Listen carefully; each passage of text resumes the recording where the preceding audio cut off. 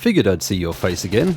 Come in, Stalker, don't stand around. Welcome to part 3 of this Stalker Shadow of Chernobyl retrospective analysis. Stalker was a landmark game, yada yada yada, you've heard the spiel if you've seen the previous videos. In part 1, I examined Shadow of Chernobyl's long development and its brutal early game. Some call it a hazing, some call it the hobo phase. Whatever you do, don't call it easy. In part 2, I examined phase 2 and 3 of gameplay and discussed how each phase changes the perception towards Shadow of Chernobyl. If you don't know what those phases are, brush up on my previous videos using the links in the description, you rapscallion. In this video, I discuss Shadow of Chernobyl's story, its influences, and its legacy, which, like the steady tick of a dosimeter in Reactor 4, measures an impact which lingers well after its release. I'll discuss elements of Roadside Picnic and the 1979 film Stalker as they relate to Shadow of Chernobyl. Finally, I'll cover 2 mod packs for Shadow of Chernobyl, which might interest longtime fans and newcomers alike. This video is spoiler heavy, not only for Shadow of Chernobyl, but Roadside Picnic and the Stalker film. Everything is timestamped in the description, so you can skip the spoilers. You've had fair warning, no angry comments about spoilers, even though this is an analysis video. As always, this video was brought to you by my incredible patrons. Look, I know it's tough out there. Even Winnie the Pooh has had to diversify his diet. My patrons go above and beyond with their support, and I'm humbled and grateful for their continued trust in me and my videos. If you enjoy what I do and want to shake some change my way, check out my Patreon, links in the description. I'm now on Locals too. Same perks, same blondie, different platform. You know what they say about putting all your eggs in one basket, especially when there's that one spanner who sees a basket of eggs and leaps onto them tush first out of sheer juvenile compulsion. Do me a kindness and click a thumb. Up, down, it's your choice. It's mostly free and only costs you your soul. Don't forget to subscribe if you enjoy these videos and click the notification ding-a-ling so you know when my videos drop. If you've done that already, check that you're still subscribed. YouTube occasionally reenacts the purge and no subscription is safe. Just like and subscribe or my tree bastard will hunt you. Got it? That's enough bogan banter. Welcome to the conversation. And good hunting, Stalker.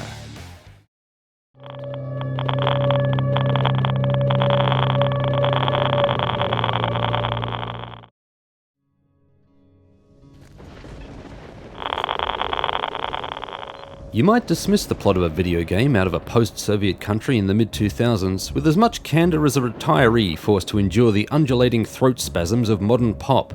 I wouldn't blame you. Is there really that much to Shadow of Chernobyl's plot and theme? Let's find out. I'll approach this story analysis differently to previous videos. Instead of analysing things with prior knowledge of what's to come, I'll approach the trickle of new information as players might their first time through. It's easy to let the curse of knowledge cloud how new players probe Shadow of Chernobyl's story as it unfolds. For brevity, I'll refer to Shadow of Chernobyl as Chernobyl, the Stalker movie as Stalker, and the Roadside Picnic novel as Picnic. I'll refer to the Chernobyl nuclear power plant as the power plant. Shorthand saves brain cells. Trust me.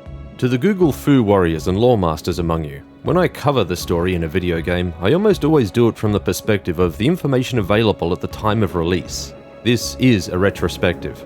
I don't care that Brute Chudmaster shot the bloodsucker in Return of the Gopnik and that's why Sid lost his family jewels. If the information wasn't in the game at release, then it's irrelevant. Players shouldn't generally need to consult a wiki for a plot to make sense. I work with the information the game provides. You may not like this approach, but I think it's fair. Let's get into it. The cutscenes in Chernobyl punched above their pedigree for the era, and the game begins with a perfect example of this craftsmanship. A truck full of bodies careens through a blustery downpour until it's struck by lightning and crashes. A curious stalker happens upon the wreckage and finds a survivor among the bodies. The stalker brings the survivor to local information broker and resident Scrooge, Sid. The identity of the savior is a point of speculation. The intro cutscene is the only time this character is seen in the game, despite an implied working relationship with Sid. The Stalker fandom website speculates that he could be an homage to Redrick Stewart from the Roadside Picnic novel, with his fair reddish hair cited as the reason. Saviour's hair is fair, but it's impossible to tell if it's red. Certain angles turn it brown or even dirty blonde, and perception of colour is warped by video compression and lighting. Picnic also implies that Red is a Western man, possibly based somewhere in the US. The English dub of Saviour has him rounding R's and pronouncing dialogue with Slavic inflections, a clear implication that Chernobyl's character is a native to the region. Saviour could be an homage to Red, but there's no concrete evidence to support this claim. Savior says that the survivor is alive and has got the mark, a statement with clear significance. What is this mark? You know what it is. No, that's better. I know it was on the box art, but it's a bit rich. It was tacky in 2007 too. The survivor's PDA is conveniently unlocked and contains a single directive: kill the S.T.A.L.K.E.R.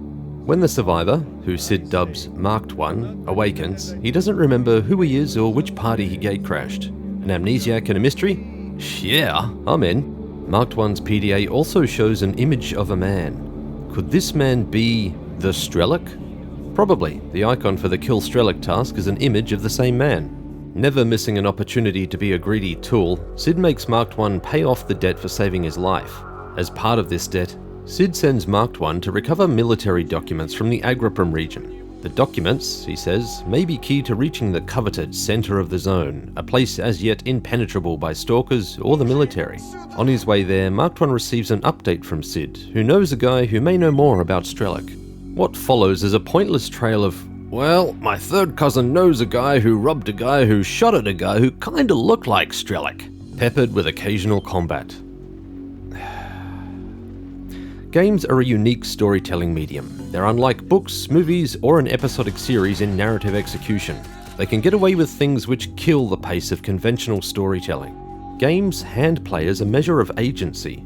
Personal experience plays a large role in enjoying games as a medium. In a book or movie, Chernobyl's checklist of tasks is a boring and senseless aside, revealing nothing meaningful about Marked One, S.T.A.L.K.E.R, or the Zone. It's a contrived device to control pacing and inch the story forward. As a game, Chernobyl gets away with this stale trick because it fills the pointless narrative with tense, thrilling combat, fueled by the discerning judgment of players. Games have the potential to be an evolution of storytelling because they involve their audience, require their participation. Occasionally, it results in sloppy narrative, but games can do what movies and books can't: fill the gaps with interpersonal prose and potent moment-to-moment decision-making. I've wandered off topic. The he said, she said tasks are shite. Back to the story. After helping loners repel a military attack on the Agriprim complex, Marked One gets a solid lead from a stalker named Mole. Mole knows where S.T.A.L.K.E.R.'s hideout is, and gives this information to Marked One free of charge, no questions asked. Loners really are the philanthropic Mr. Beasts of the zone. S.T.A.L.K.E.R.'s hideout is hidden in the labyrinth of the Agriprim underground. You must admire the brass orbs of a guy who has a hideout buried among layers of bandits, mutants, and anomalies. The cache in S.T.A.L.K.E.'s hideout holds a communication between S.T.A.L.K.E.R and someone named Ghost. The communication includes the picture of a man, the same man in Marked One's PDA. Ghost mentions that Fang, another member of their group, was killed in an ambush. I like how a simple communication casts doubt on the identity of the pictured man. At first glance, we might logically assume that this is S.T.A.L.K.E.R, but why would Ghost include a picture of S.T.A.L.K.E.R in a communication to S.T.A.L.K.E.R? Doesn't make sense. Could this man be Fang? And if so, why does Marked One have a picture of him in his PDA instead of S.T.A.L.K.E.R? Ghost says that their attackers knew about them and that the attack was premeditated. He also says that he has no idea who might want them dead, then says that they have many enemies. Was something mistranslated? Having a lot of enemies would give anyone plenty of leads on who might want them dead. The prose in this exchange has the odd phrasing and padded verbiage of a literal translation from the native language, without the massaging necessary to make it sound correct in English. Not that the rest of Chernobyl isn't written this way, it's just prominent in this message. These rough edges didn't need to exist in the prose, but it's a soft criticism. Before anyone points out that other games have worse English translation, it doesn't matter if the poop is in other soups too. There's still poop in my soup. Ghost describes the mercenary who shot Fang. Quote, I let the third one get away. I think it was one of the mercs. Had a big scar on his face, hazel eyes. I'll try to find him. End quote. And S.T.A.L.K.E.R.'s response? Quote, and that freak that killed Fang will be sorry he was ever born. I'll cut him to pieces. You find who he is and I'll be back soon. We'll have it out with him. End quote. Did you spot it? Chekhov's gun, hanging on the wall. The key information from this exchange is that S.T.A.L.K.E.R headed north, and Ghost followed after him sometime later. Marked One now has a direction to travel. Players could try to circumvent Sid's document hunt to chase S.T.A.L.K.E.R instead, but would quickly find their path blocked. Sid's task is inextricably linked to finding S.T.A.L.K.E.R, though this isn't explicitly told to players. These tasks could have been better represented as a single task with multiple subtasks, making it more logical for players to know what needed to happen next. Knowing what to do is elementary with hindsight, but Cid's task and the Kill S.T.A.L.K.E.R task appear as independent primary tasks, and it's easy to make the mistake of assuming that players could focus on either. Marked I steals the military documents and delivers them to Barkeep, owner of the 100 Rads bar in Rostock. The documents detail clandestine experiments which took place in the zone between 2005 and 2008, ending 4 years before current events. Agriprom Institute was a state-funded front for a secret lab named X-18. A collective known simply as The Group disguised their requests for materials as harmless agricultural research, which is how they went unnoticed. Even the military were unaware of their activity. This subversion implies a private or deep state operation, and the threat of a deeper mystery to unravel. It isn't exactly a revelation. The clandestine organization trope is well established and for good reason, especially in that region of the world. Still, for the time it was a cool reveal with the promise of interesting areas to explore, and that was enough to stoke my excitement. There was a plausibility to shady dealings in a place largely unmarked by authority. The real-life zone was viewed as a liminal area between civility and hubris back then. Why wouldn't a shady organization set up shop here, far from prying eyes? The documents don't detail the precise location of Lab X-18, yet when Barkeep reads them, he has no trouble pinpointing exactly where Marked I must go. In fact, he's already sent duty scouts to find a way into the underground vaults there. And he happens to have one of the 2 keycards necessary to access the lab. The other one is with a stalker named Boar. Where did he find the keycard, and how is he certain that they're for Lab X-18? Access cards don't tend to advertise what they grant access to. You know, for security? Did Barkeep not trust the duty scouts with the keycard? How did the scouts hope to get in if Barkeep kept the other keycard required for entry? How did Barkeep know that this underground complex is X-18 and not some unrelated location? Am I wearing my bollocks on my head? Why does this not make sense? I'll be charitable. With the information we've learned about Barkeep, could it be plausible that he was involved in these experiments and had worked in the lab before he became the venerable Barkeep of Rostock? How else would someone know that much about a secret lab which even the military aren't aware of? Regardless, Barkeep directs Marked I to investigate the lab. Marked I delves into Lab X-18, braving the horrors which form their own unique story. The environmental storytelling in this area is sublime, combining the mundane, the ambiguous, and the terrifying in a creeping reveal which is, as yet, beyond understanding. During this task, Mark I blacks out and has a vision. A hooded figure stands before the power plant. A surge of rats spills from the power plant and the figure fires at them. A voice behind the figure calls out, "S.T.A.L.K.E.R." Marked I recovers documents from Lab X-18 and returns them to Cid. The documents reveal another location, Lab X-16, which has devices called Kamenov emitters. The emitters are linked to psi emissions and tests on creatures, smearing the already dodgy actions of the group with greater sinister motive. This is the tinfoil hat conspiracy stuff we've come to expect in games now.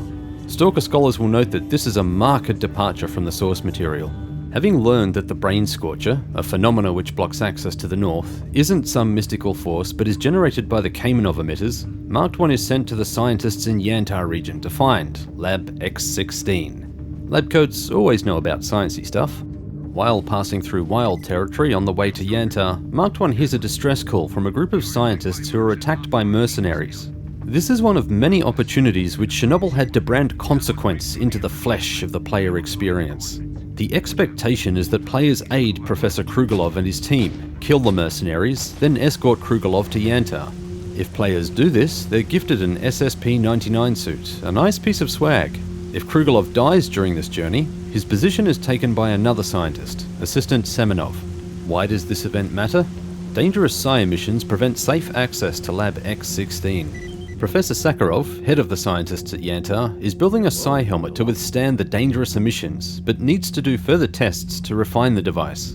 Krugelov and Marked I are sent outside to gather readings. If Krugelov dies during this task, the readings are incomplete, and Marked I receives an inferior psi helmet. If Krugelov died in wild territory, Assistant Semenov fills his role to take readings. Why are the readings important? Because a calibrated psi helmet provides longer protection inside Lab X-16, and the timer is already short. Helping Krugelov could have been a litmus test for consequence in the Zona. If players turn their back on Krugelov, they're punished with an uncalibrated psi helmet because no one remains to do the tests. This isn't a big change and certainly within GSC's capability. Design decisions like this could have also incentivized another playthrough. During the psi helmet tests, Mark 1 passes out and hears two men talking. Let's have a listen. Hell is about to break loose! Ah! Fang, we can't just leave him like that. Just leave him. There is nothing we can do for him. The blowout is minutes away and we won't get through with him. No, Fang, I'm not leaving him. This scene is presented as a memory which bubbles through Mark 1's amnesia. One of the men is identified as Fang, a known member of S.T.A.L.K.E.'s party. By itself, this information is nothing more than a teaser. Care to guess who the other voice belongs to? You don't have to guess. It's Ghost, the other man in S.T.A.L.K.E.'s group. And now, we have a party. How do I know this? Subtitles in a mod pack. Yep, I didn't get the full context of this recall from Chernobyl. The implication of this memory is that Mark 1 is S.T.A.L.K.E., but it's just an implication for now. There's no supporting evidence. And vanilla Chernobyl omits an important piece of information. What a fumble. I feel cheated, partly from the poor delivery of this information, but also because Ghost and Fang are built up as important characters when all they really amount to are fulcrums for the mystery of Mark 1's identity to swing on. Sakharov reveals that S.T.A.L.K.E.'s partner, Ghost, went into Lab X-16 but never returned. I appreciate this extra sprinkle of motivation, even though nothing clever is done with it. It gives Mark 1 additional agency to descend into the stuffy darkness of yet another foreboding bunker. If Lab X-18 is the little shop of horrors, then Lab X-16 is the mall of mutilation. GSC let their imagination stampede for this one. The central emitter which Mark 1 must shut down is a gigantic brain suspended in a tank which dominates the control room. This was a horrific discovery when Chernobyl released, a moment cemented in the mind of many players, like accidentally stumbling across your parents while they're clapping cheeks in the laundry room. The grotesque implausibility of the giant brain is offset by the serious tone and believable setting. It stretches belief, but the panicked scramble to shut the emitters off while Mark 1's brain dribbles down the sub-Samayan highway is an experience few players forget. The darkness, the uttering brainless shells, the rusted equipment which thrums artificial life into this monstrosity. All of it congeals into a chilling sprint for sanity. Mark 1 shuts off the psi emitter, passes out, and has visions of S.T.A.L.K.E. revealing a strange artifact. Then of S.T.A.L.K.E. being nursed back to health by an old man after some calamity, Ganon. The old man refers to S.T.A.L.K.E. by name, and this time we got a good look at S.T.A.L.K.E.'s face. If you're like me, you might have forgot a key piece of info. Here's a refresher. That's right, Finkel is Ironhorn, Mark 1 is S.T.A.L.K.E. How does the game acknowledge this reveal? It doesn't. At all. The kill S.T.A.L.K.E. task remains unchanged. Is Mark 1 not S.T.A.L.K.E. then? Is Mark 1 some sort of doppelganger? I recall being so confused by all this when I first discovered it that the game fooled me into assuming that Mark 1 must be someone else. Since the game fails to acknowledge Mark 1's identity, I'll continue to refer to him as Mark 1 for now. Mark 1 finds the body of Ghost, the man who went looking for S.T.A.L.K.E. Ghost mentions that after he's finished here, he'll find someone called Guide at the perimeter. Guide will know where someone called Doc is, and Doc will know where S.T.A.L.K.E. is. Ghost also holds the documents for Lab X-16. Mark 1 leaves Lab X-16 and delivers the documents to Barkeep. Barkeep asks Mark 1 to disable the brain scorcher which blocks access to the north. Just disable the antennas. Simple, right? How did S.T.A.L.K.E. make it past the brain scorcher? The scientists are still working on their psi helmet prototype when Mark 1 arrives, so S.T.A.L.K.E. wouldn't have had a psi helmet for protection. Don't hold your breath for an explanation because it never comes. Mark 1 assaults the brain scorcher complex, battling heavily armed fanatics who belong to a new faction called Monolith. Players might have noticed the bodies wearing their uniforms scattered near the entrance to Lab X-16. Story pacing intensifies, directing players with unerring focus through a harrowing gauntlet of bullets. The pace of the push north evokes a different feel of the zone, like fleeting glimpses of trees whipping by as you sprint through a forest. The experience is a blur, punctuated by striking moments of clarity. The phantoms which leap at Mark 1 are a great narrative touch, a clear indicator of the brain scorcher's ceaseless assault on Mark 1's mind. At times, the phantoms also provoke a nasty jump scare, extending the horror theme through the combat. Mark 1 disables the brain scorcher and passes out. This time he sees visions of the mythical wish granter, of S.T.A.L.K.E.'s outstretched hand, yearning to touch it, of a truck barreling through the rain, and the close-up of an arm flopped over the tailgate, marked with a familiar tattoo, of Mark 1 being rescued by Savior, and time seeming to run in reverse. A voice booms in Mark 1's head, clear, perhaps, because the brain scorcher is no longer active. What you want is here, Stalker. Come. With the way north now open, the Stalker population scrambles to be the first to conquer the uncharted northern region. Marked I is among the first to push north. Monolith resistance is fierce, but finally Marked I stands within the boundary of the power plant. As if in response to the intrusion, the zone prepares a blowout, starting a countdown to annihilation for anyone caught outside. It's a fitting dramatic send-off before Marked I descends into the power plant's concrete bowels. A voice booms from the concrete walls, vibrates through the flesh, settles, rhythmic, upon conscious thought with a proclamation. Come to me. You will gain what you deserve.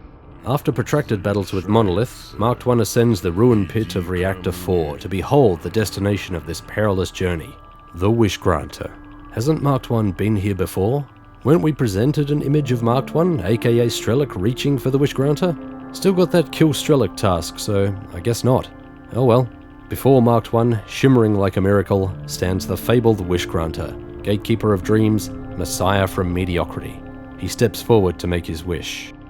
Marked I gets one of 5 possible endings depending on numerous factors, including how much wealth he accrued and whether certain characters are still alive.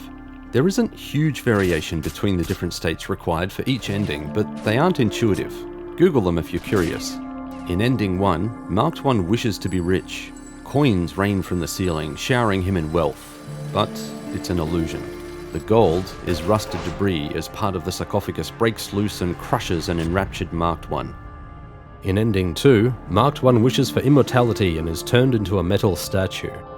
In Ending 3, he wishes to rule and is absorbed by the Wishgranter, leaving a pile of clothes behind.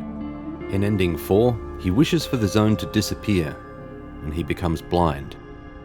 In Ending 5, he laments that humanity has become corrupt and wishes for it to be controlled. Marked I sees flashes of destruction and death, then he's left in a dark void. Of all the endings, this is the most ambiguous. One theory is that Marked I is shown the end of humanity through nuclear war and disease, but that doesn't explain how this comes about or his final state in the void. The void could represent a bonding of sorts with the Wishgranter, a controlled shell to keep Marked I separate from the things he laments. An alternate interpretation is that the Wishgranter presents visions of what must be done to control humanity without enacting any of them, then contains Marked I in a twisted act of benevolence. With Marked I stuck in a void, controlled and unable to corrupt, his wish is fulfilled. Here's the full cutscene. Drop a comment and tell me what you think happens.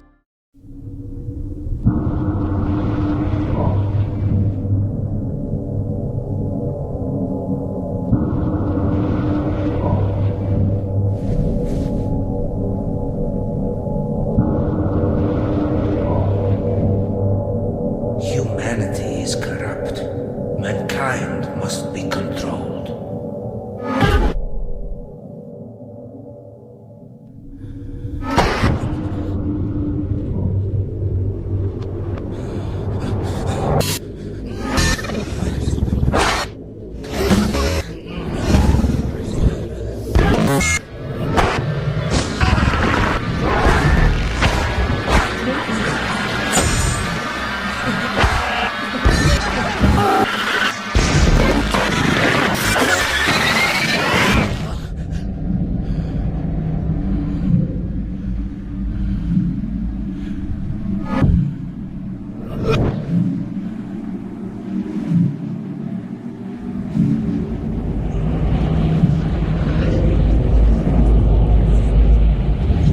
The Wishgranter is Chernobyl's monkey's paw, granting wishes which kill or disable.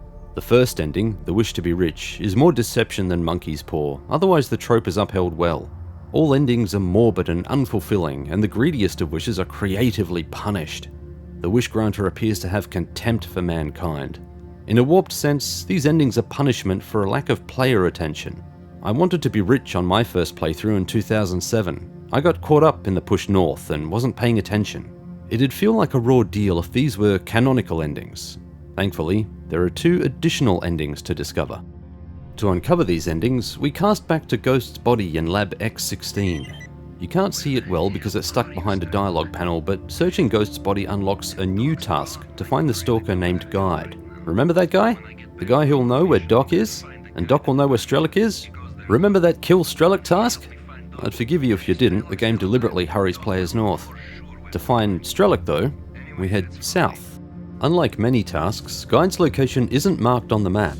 It's up to players to locate him using Ghost's clues. Guide is found in the starting region, waiting inside the ruins of a building north of the railway bridge. He has apparently never seen S.T.A.L.K.E.R, despite knowing Ghost well, which I find odd. He's initially suspicious until Marked One drops Ghost's name, which apparently makes everything A-OK because... plot? No lingering suspicion, no further questions. The military struggle to contain these guys? Sheesh. Guide directs Marked One to S.T.A.L.K.E.'s hiding place. That's where Doc will be. S.T.A.L.K.E.'s hiding place is another unmarked objective, but players may remember that they've already visited S.T.A.L.K.E.'s hideout in the Agriprum Underground.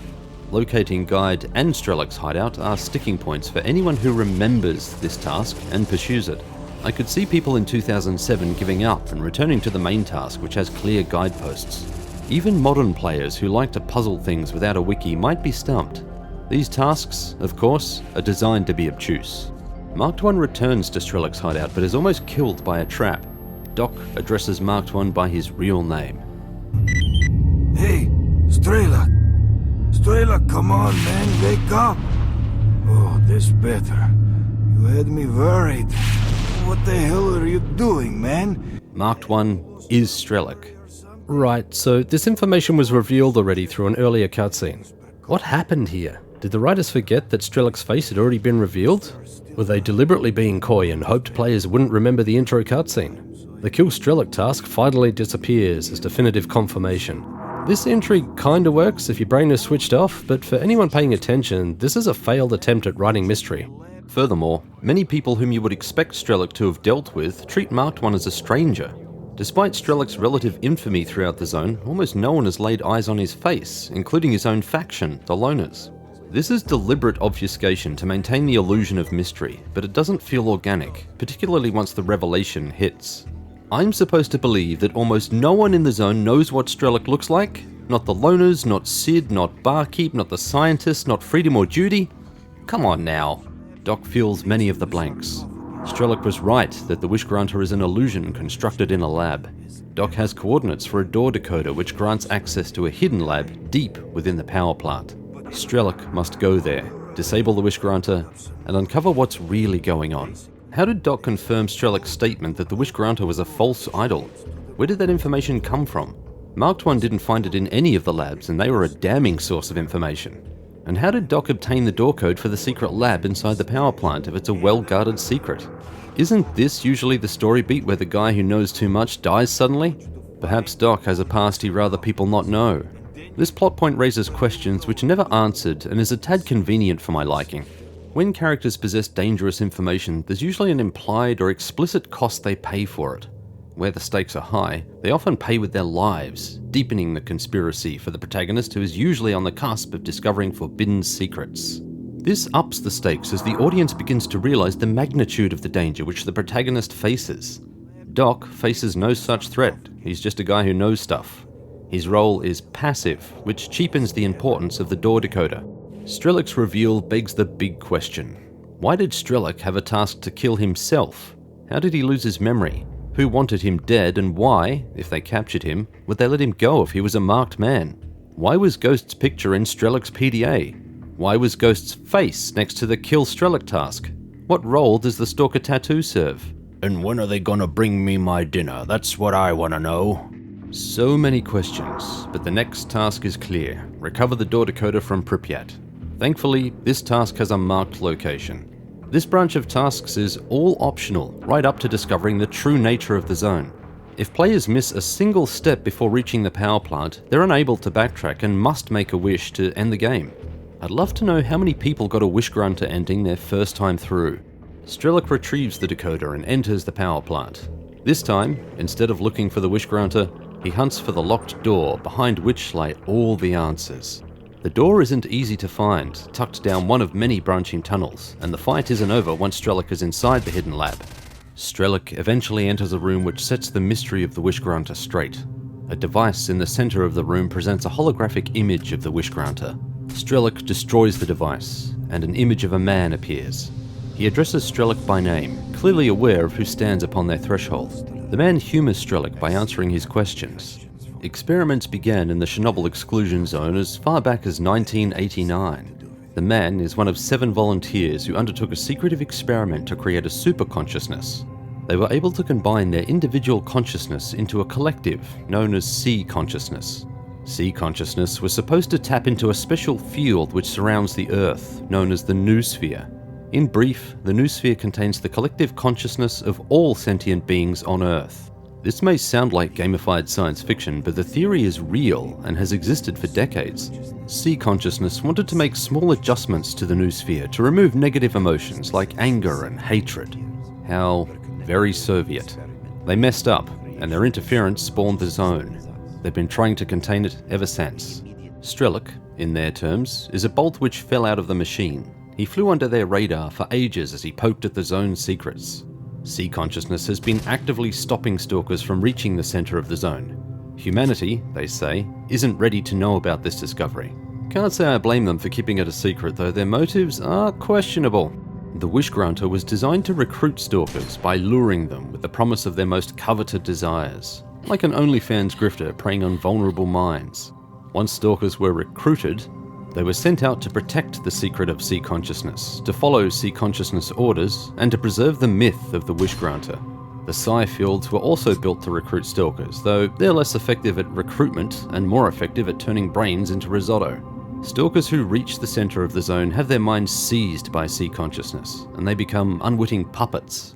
The Stalker tattoo is a coded acronym which identifies agents designated for particular missions. S.T.A.L.K.E.'s mission was to kill S.T.A.L.K.E. and his crew as they were too close to the truth, but C consciousness made a mistake and ordered S.T.A.L.K.E. to kill himself. Hold up. The tattoo was a way to identify C consciousness agents? Am I the only one who thinks that branding a distinct mark onto a covert operator is a stupid idea? Might as well wear a badge that says, "Shh, I'm an assassin."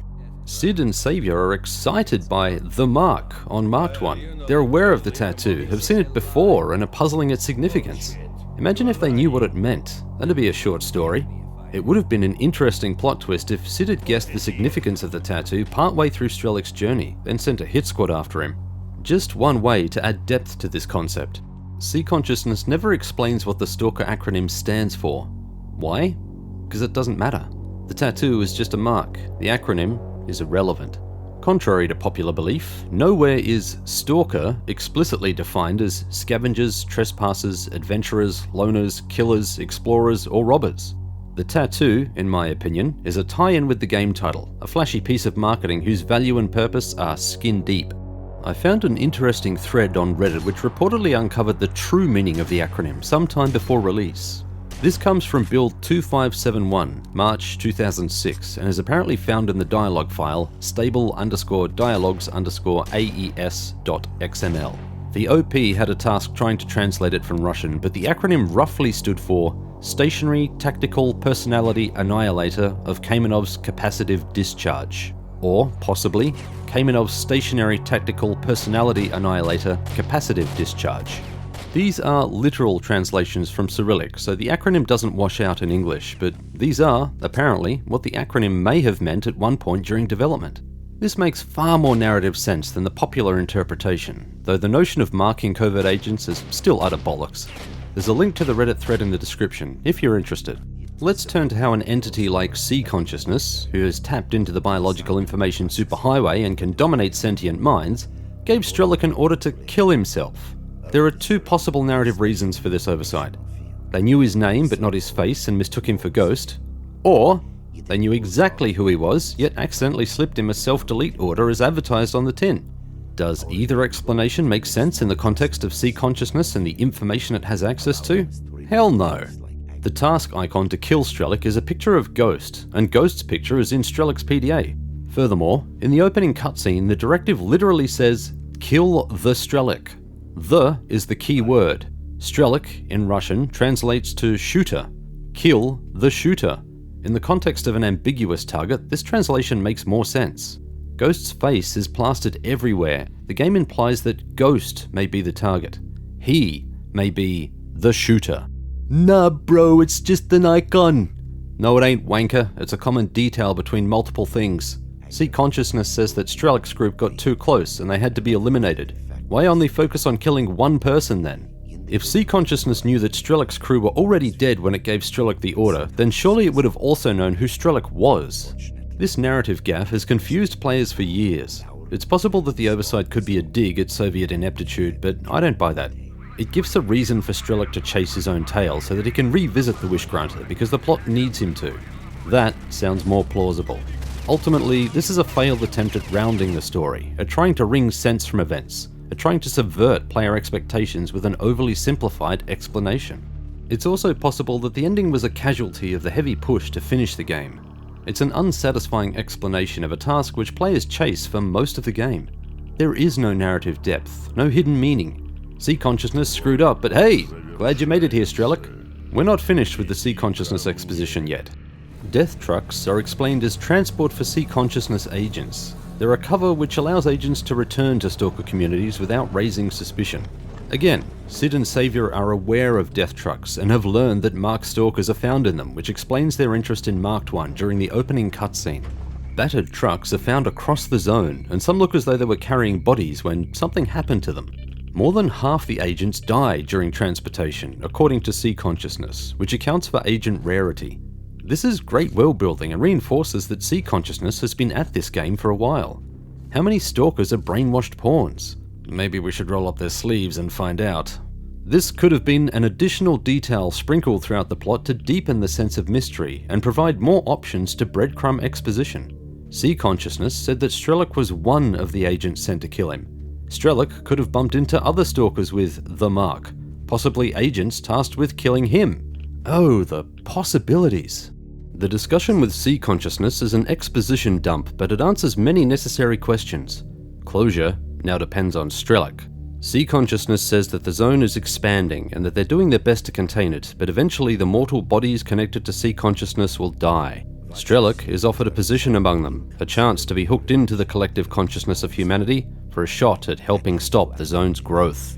If S.T.A.L.K.E. agrees to this proposition, a cutscene shows his willing internment into a C Consciousness pod. Doc comments on not having seen S.T.A.L.K.E. in a long time, then reassures himself that S.T.A.L.K.E. is hardy and is likely doing fine. This is the 6th of 7 endings. In the 7th and final ending, the canonical ending in Stalker lore, S.T.A.L.K.E. rejects their offer and leaves the lab, emerging outside the northern region of the power plant. So begins the most baffling section of Chernobyl. Players must slog through lots of combat around and across the power plant rooftop, frequently leaping into portals to advance to the next section. Where did these portals come from, and why are we only seeing them now? If they're manifested by C Consciousness, why not use one to drop S.T.A.L.K.E. from a great height or into an anomaly to stop him? This section is padding to bridge the gap between S.T.A.L.K.E.'s rejection of C Consciousness and the ultimate outcome of his decision, and it's contrived and narratively bankrupt. The combat is great when the screen isn't shaking, but this section runs too long, taking between 20 to 40 minutes to finish, and involves some brutal sniper corridors. When S.T.A.L.K.E. jumps into the last portal, a scene shows him approaching the C Consciousness apparatus and the prone bodies of the people connected to it. He hesitates, momentarily uncertain of his decision, then opens fire on the pods, killing the people inside and destroying C Consciousness. The scene cuts to S.T.A.L.K.E. outside, the clouds are parting, and life is vibrant and hopeful. In an action reminiscent of the Stalker movie, S.T.A.L.K.E. lies in the grass and wonders if what he did was right. Not even that thought alters the clear relief on his brow. S.T.A.L.K.E. is alive, and he earned that peace. And I guess I should be thankful for that.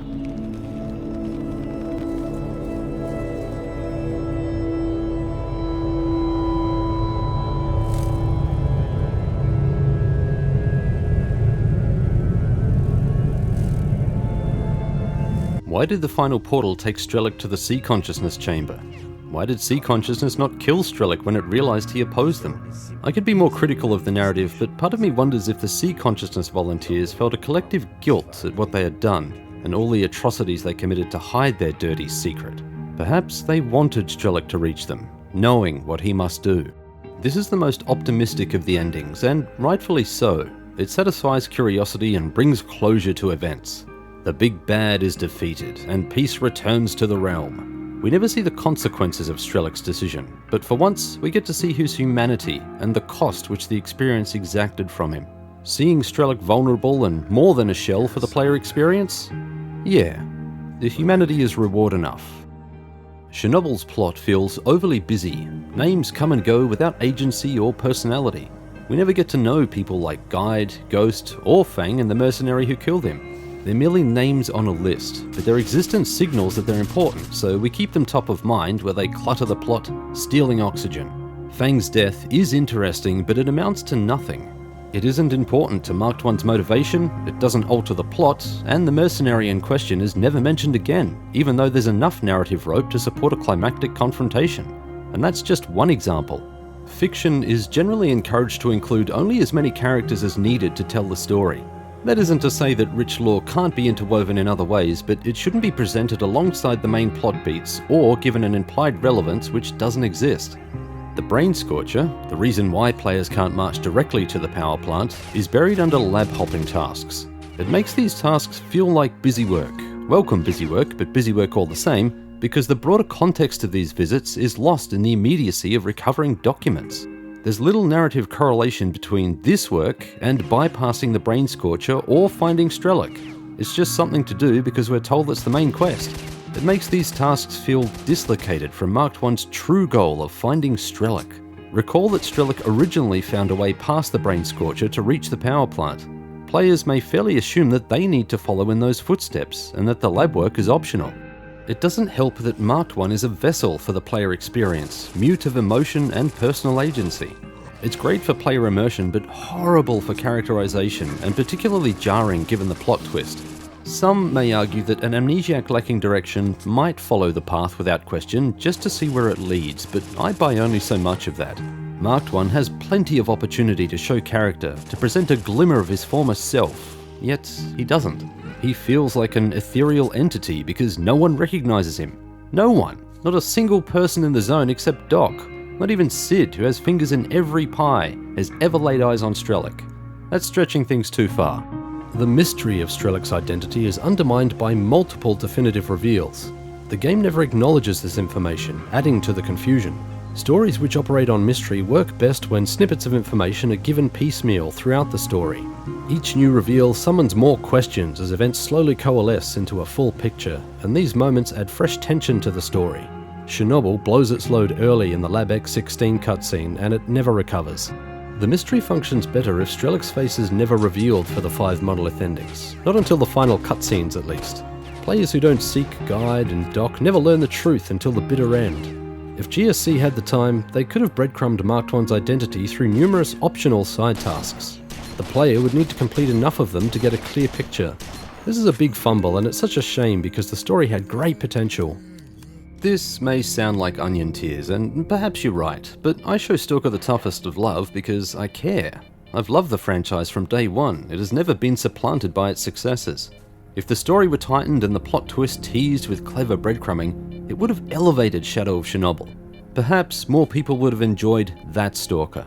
Yet, despite the loose story and contrived subversion, Chernobyl's plot is compelling enough to draw players in with deep state skullduggery and sinister pseudoscience experiments which make them think, I want to believe.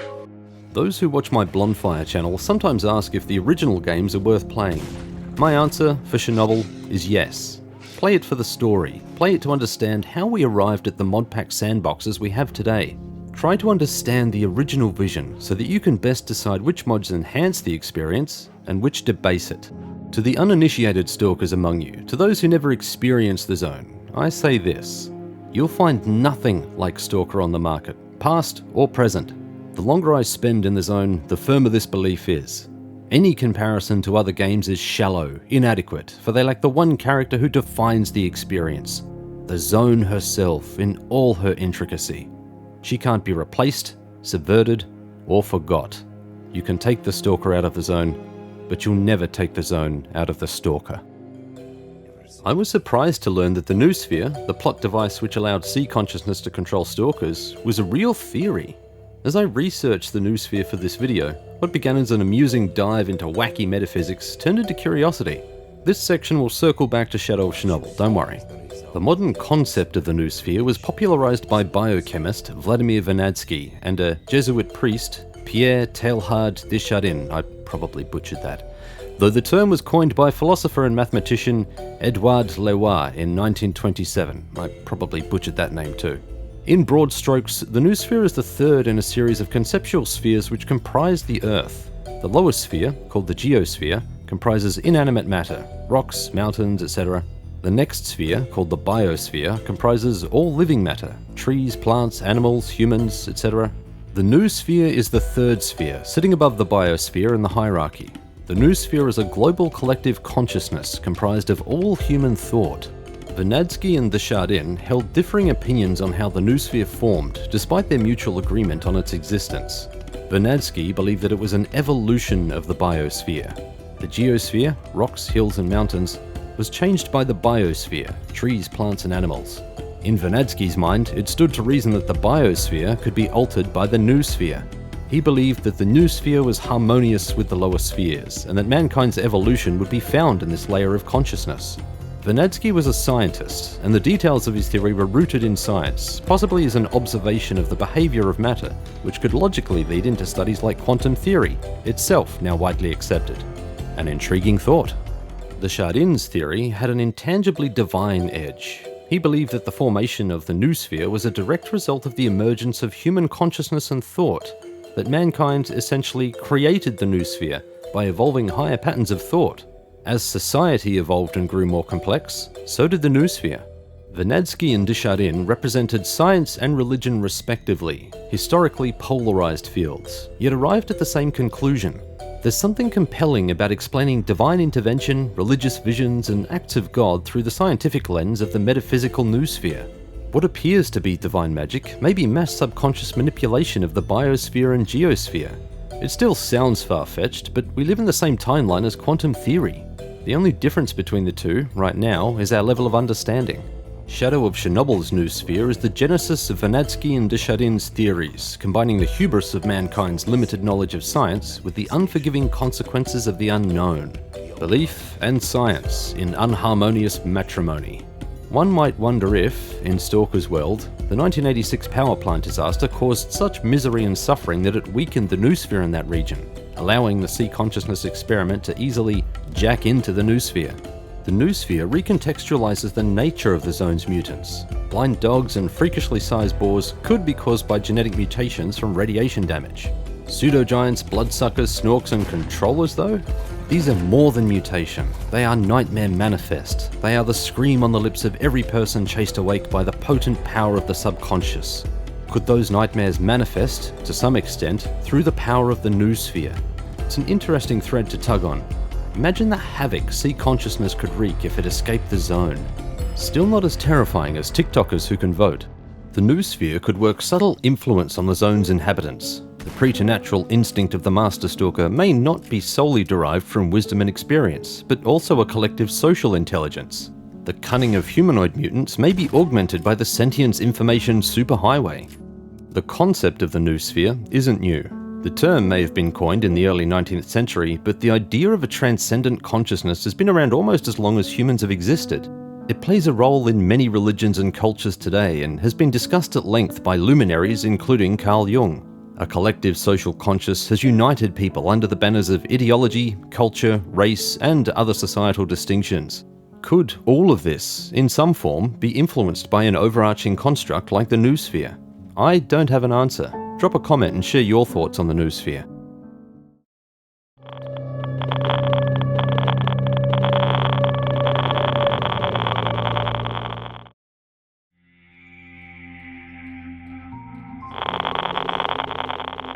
Stalker, Shadow of Chernobyl wears its inspiration on its dusty sleeve. The novel, Roadside Picnic, and the 1979 movie, Stalker, were major influences in Chernobyl's development, informing its themes, story, characters, and setting. Many point to the movie as the most informative, but is this true?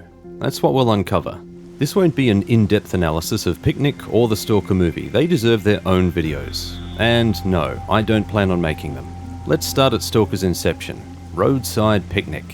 It goes without saying that there's major spoilers ahead for the novel and movie. There are timestamps in the description if you want to skip a section. Roadside Picnic is a novel written by Russian brothers Boris and Arkady Strugatsky. It was first published in 1972 and has since reaped worldwide acclaim. This novel popularized the term stalker or stalker in Russian culture and was the beginning of the stalker phenomena. The term Stalker was inspired by a character named Stalky from Rudyard Kipling's novel Stalky & Co. Stalky is tough, capable, and ruthless, yet also displays generosity and chivalry. The protagonist in Picnic was loosely based on Stalky. In synopsis, an alien presence has visited Earth and left behind areas of strange activity which contain extraterrestrial objects whose qualities defy modern understanding. The areas of activity, 6 in total spread around the globe, become known as zones. The story primarily focuses on a man named Redrick Shewett and the transformation of his life over a decade of working in and around the zone. Red is a stalker, someone who illegally enters the zone to recover the mysterious artifacts for profit. The title, Roadside Picnic, comes from an analogy that a character in the novel makes about the alien visit. They postulate that Earth was merely a stopover, a place to jump out of their intergalactic muskmobile, have a bite to eat, toss their Mickey D's wrappers and punctured tyre away, and speed off. In short, the alien visit was as casual as a roadside picnic, a thought as dehumanizing as it is terrifying. The inability of science to explain what was left behind spurs philosophical debate and is a point of uneasy friction throughout the novel. Picnic is a questing for humanity in a depressive, hopeless world. The alien visit tests science and faith equally, with neither providing adequate comfort to the people who muse over the hows and whys. Chernobyl borrows heavily from Picnic, using references to draw an emotional connection to the literature. The core components are here: an anomalous zone, stalkers, anomalous entities, artifacts, and a bleak setting where hope lies upon a wish. Stalkers in the literature and the game are looked down upon by authorities, viewed as pests and miscreants to be gunned down or chased off. They also both operate on a loose code which sees them perform uncommon acts of kindness and bravery to help fellow stalkers. Greed and a detached reasoning toward life are more prevalent in the novel. For example, late in the novel, Red allows his travel companion to run into an anomaly which kills him, essentially sacrificing a kid for his goals. Red's rationale for this act is that the anomaly goes dormant when triggered, allowing Red to reach his prize. The kid was also the offspring of a despicable man, which allows Red to distance himself from blame. Chernobyl has mean people too, but fickle selfishness is rarely displayed. The bandit faction embodies the greed of some who enter the zone, but they're a binary faction, clearly viewed as badge-wearing bad guys. The cunning of stalkers in Picnic is promoted faithfully in Chernobyl. Red demonstrates on numerous occasions a penchant for planning and secrecy, whether it's the hidden compartment under the spare fuel tank in his car, the stash hidden underneath the telephone box, or escaping a shakedown by using his intimate knowledge of the area. Chernobyl's hidden stashes capture this spirit, showcasing a resourcefulness which stalkers are renowned for. S.T.A.L.K.E.'s planning and secrecy also speak to this quintessential stalker quality. This leads to the competence of the stalker. Red is the stalker exemplar, a man who smells, tastes, and feels the zone for danger. The mastery of his craft is evident in every trip into the zone. He senses things before others do, recognizes cues which others miss, and understands the zone at an intimate level. Red's competency is mirrored in the player's rise from early game scrub to master stalker. It's one of the reasons why Stalker's gameplay is so satisfying, and it's captured remarkably well through gameplay mechanisms and player observation. The use of bolts to test for anomalies was introduced in Picnic, and this is maintained in Chernobyl. It could have been a token gesture, a simple aesthetic nod to the source material, but, surprisingly, it became a core feature of navigating anomalies and is now iconic of the game series. Red Shewett is a far cry from S.T.A.L.K.E.R as a protagonist. Red is rough, pugnacious, short-tempered, alcoholic, and abrasive. He's also brave, cunning, and loyal. Red is a simple man, driven by simple motives, particularly when compared to others around him. Red fights with others, is vindictive, and even cheats on his wife without a second thought. Despite coming across as a prick, Red has moments of charity, such as finding an empty artifact to cheer Kirill and saving the Vulture from certain death in the zone. Noonan, one of Red's few friends, calls him a destroyer of order and comments that heaven on earth could never exist while men like him are around. S.T.A.L.K.E.R, by contrast, is mostly a blank slate to allow the amnesiac trope to work. There are occasional hints of character and agency. S.T.A.L.K.E.'s excitement at finding new artifacts, his somber tone when he returns north after being cared for by Doc, his Agriprum hideout gate-kept by bandits and bloodthirsty mutants. Hints of cunning, secrecy, and the bravery needed to face an unknown enemy. Unlike Red, S.T.A.L.K.E.R isn't a disruptor of order, he's a reclaimer. Red is traumatized by his experiences in the zone, yet is unable to resist its call. He's motivated by hope for a better life, hope for answers, hope for closure. That's what Picnic's Wish Granter represents, the ultimate hope. This sentiment is keenly felt among stalkers in Chernobyl. They're here to make money, to escape their past, and to seek answers. The spirit of Picnic lives through the hodgepodge of humanity huddled around fires, taking pulls of vodka. If they ever left the zone, like Red, you sense that they would inevitably return. Red's simple nature makes him manipulatable, an observation that his shrewder acquaintances take advantage of.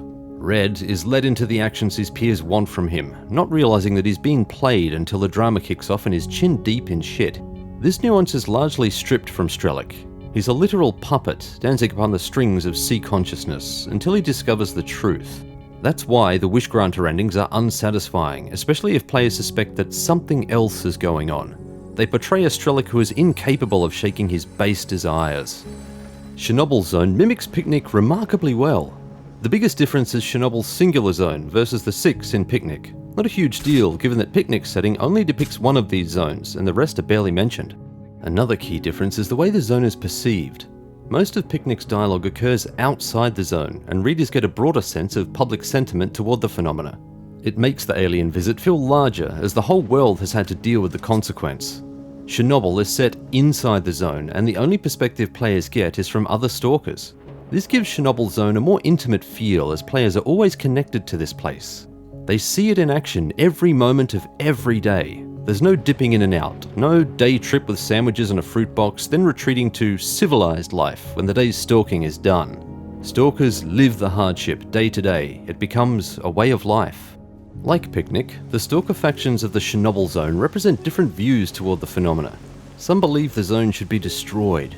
Some believe it should be preserved, and others view it as an opportunity to make money or to escape a bloated and overindulgent civilization. Chernobyl did an excellent job of capturing Picnic's volatile themes and making them the focus of ideological conflict within the zone. Faction ideology is too cleanly segregated at times, as though their members never consider all sides of the argument, but it functions well enough mechanically to keep things interesting. Having seen the bullshit of current day, I not only believe, but have seen firsthand that unquestioning thralls will let others do their thinking for them. Ideological zealotry is a reality. Novel and game acknowledge that science is vastly inadequate to explain the zone. Picnic maintains this view to the last page, but Chernobyl drops it in favour of closure. There's still an element of mysticism to the new sphere, but the perpetrator of events is given a face, a name, and a motive. This would be a rug pull reveal for the more philosophical Picnic, but it works well for Chernobyl. An interesting difference between the novel and Chernobyl is armed stalkers. They're non-existent in Picnic. The one time Red is near a gun, he admonishes Arthur for bringing it. There's nothing to shoot at in Picnic Zone. In Chernobyl, the zone is hotly contested by bullets and zeal. Guns are as common as halitosis and just as deadly. Chernobyl's willingness, as a game, to embrace conflict is a no-brainer, but part of me wonders what Stalker could have been had it travelled closer to Picnic's vision. Picnic Zone is a far more potent place, demanding constant stops, long pauses, and complete attention from stalkers. Red demonstrates this in every trip, and anyone who travels with him must abide his orders immediately and without question. Flaunting his rules means harm or worse, so deeply is he attuned to the zone. The scientist Kirill accidentally brushes an odd silver cobweb during one trip, which results in his death hours later. The invisible anomalies in Picnic move about, seemingly without reason, roaming like hungry beasts across the savannah, making the place an ever-changing field of death. Red looks for signs of anomalous activity in areas which look brand new, for example when a car is rusted but the trunk is sparkling with new paint, or when pavement is shot through with cracks except for one section which looks freshly laid. This attention to detail is a really cool concept, and it's one of the few examples I wish GSC had kept in Chernobyl, as it gives them a credible reason to make some anomalies invisible. Chernobyl Zone, by comparison, is far more forgiving, gamified to grant players a more consistent trip. Players can wander freely as anomalies have visual and audio cues which are easily detected, once players learn the signs. Their armor also protects them to some degree, ensuring that a careless step doesn't always mean death. Chernobyl's anomalies bear some similarity to Picnic. The obvious example is burnt fuzz, which is burning fuzz in Picnic. Picnic's hell slime doesn't have a perfect analogue, but the fruit punch anomaly is closest, being a caustic liquid. Chernobyl's burners are a gamified nod to Picnic's heat-based anomalies, which act like a localized oven and not a gout of flame. Chernobyl's physics-based anomalies share lineage with other physics-based anomalies in Picnic, such as the bug trap and the meat grinder. Electro-anomalies exist in both, though Chernobyl portrays them as a localized event, while Picnic shoots bolts at those who stray too close. Chernobyl's artifacts are mostly original, with 2 references to Picnic in the battery and the spring, the latter of which has the shape of the coveted empty. I'm surprised that GSC drew the line here, considering the other references to Picnic. This is, in my mind, the clearest indication that GSC were well aware that they were already towing the line of copyright infringement. The final object, which Chernobyl wrangles for its story, is the Wish Granter. The Wish Granter is presented as a golden spherical item in Picnic, an object which has become local legend. The concept of the Wish Granter was ported into Chernobyl mostly intact. It's sought after by some stalkers and is spoken of as a fable of the zone, a story to be whispered around the campfire among the superstitious and hopeful. Unlike Picnic, which never reveals whether Red's wish comes true or if the Wish Granter even grants wishes, Chernobyl humors players with a monkey's paw fulfillment. Chernobyl's Wish Granter retains the seed of hope at the end of the grimy trail which Picnic so aptly presents.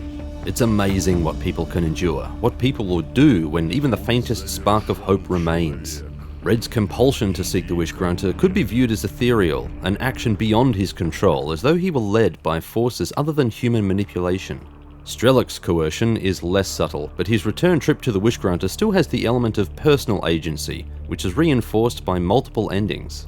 It's up to players whether they indulge the fantasy of the Wish Granter or dig deeper for an ugly truth. There are other minor inspirations, such as the zombified stalkers, which represent the risen dead from Picnic, and the SSP-99 suits, which bear a resemblance to the description of Picnic's spec suits. There are more similarities, but I've covered enough ground. Picnic's setting and themes inform many aspects of Chernobyl, from setting and characters to the minor details. It isn't a one-to-one lift and shift. GSC weren't wrong when they said that Shadow of Chernobyl is its own entity, but Picnic's mark upon it is unmistakable. So, if Chernobyl borrows loads from Picnic, where does that leave the Stalker movie? Good question. The 1979 Stalker movie, directed by Andrei Tarkovsky, reimagines Picnic's setting. A falling meteor creates the zone instead of an alien visit, though this is briefly mentioned as exposition to justify the strange setting. A man known only as Stalker guides 2 other men, writer and professor, who seek their destiny in a fabled wishing room located deep within the zone. The zone, in Stalker, is dress setting for the deeply philosophical and personal journey each man takes. The zone's dangers encourage the caution necessary for introspection, which is a recurring theme throughout Stalker's runtime, and gives the movie a different feel to the novel. The character, Stalker, is a downtrodden, destitute man. He lives 2 lives, one as a poor man supporting a family, and another as a knowledgeable stalker, a man of the zone. The scenes which depict Stalker's humdrum home life use a drab brown filter, while his time in the zone transitions to full colour. The symbology is obvious. Stalker feels most alive when he's away from the mundanity of bare existence, when he returns to the zone. The zone is purpose and refuge to Stalker, an escape from the evils and poisons of a civilized life. Much of this mentality fills the Stalkers of Chernobyl. The zone is a place of sanctuary and opportunity. People of all persuasions go there to escape a past life and to make a new name for themselves. The Stalker character from the movie is embodied in the spirit of Chernobyl's inhabitants scarily well. They'll piss and moan about their situation in the zone, but this is their life now, and they would be adrift in the outside world if they left. The movie's use of character nicknames carries the tradition from Picnic. Chernobyl adopts this too, granting S.T.A.L.K.E.'s acquaintances names of Fang, Ghost, Guide, and Doc. We never learn their full names, and we don't need to. These are the remnants of a past life. Zone shorthand feels as at home here as the movie and novel, forming an organic language which typifies the Stalker persona. The character Stalker uses bolts with cloth tied to them to detect anomalies. I've read statements that Chernobyl took this idea from the movie, which is blatantly false. Red also throws bolts to navigate Picnic's zone, which is demonstrated on multiple occasions. The Stalker movie lifted this concept from Picnic. The zone in the Stalker movie is far less dangerous than Picnic. Red cautions his travel companions about putting a single foot wrong in Picnic, while Stalker, by contrast, is at ease letting writer and professor wander. The zone's lethal dangers are implied and spoken of, but never witnessed. They play a passive role in the commentary on the human condition, guiding the journey rather than posing a tangible threat. The anomalies of the movie are described by Stalker as a maze of death, which appears to react and change to human presence, implying that people who enter the zone change it with their passage. None of these concepts reach Chernobyl. Its zone is, ironically for players, the most forgiving among them. Stalkers can wander with little restriction and only encounter anomalies in set locations. Anomalies have visual cues and a handy detection beep when players are close. While I am critical of the anomaly detector, I can't be critical of static anomalies, their high visibility, or the freedom in which players can move.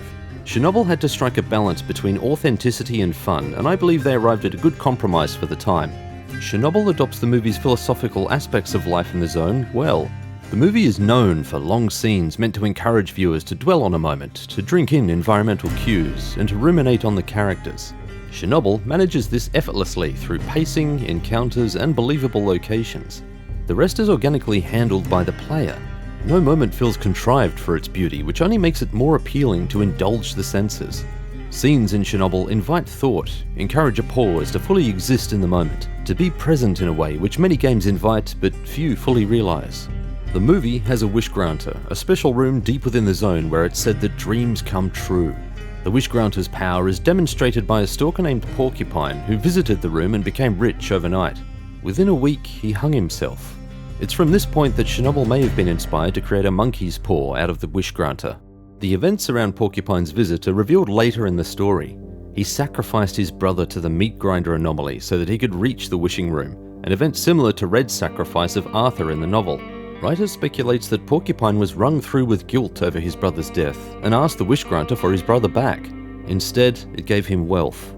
Writer reasons that the wish granter doesn't grant the wish asked for, but the one most desired.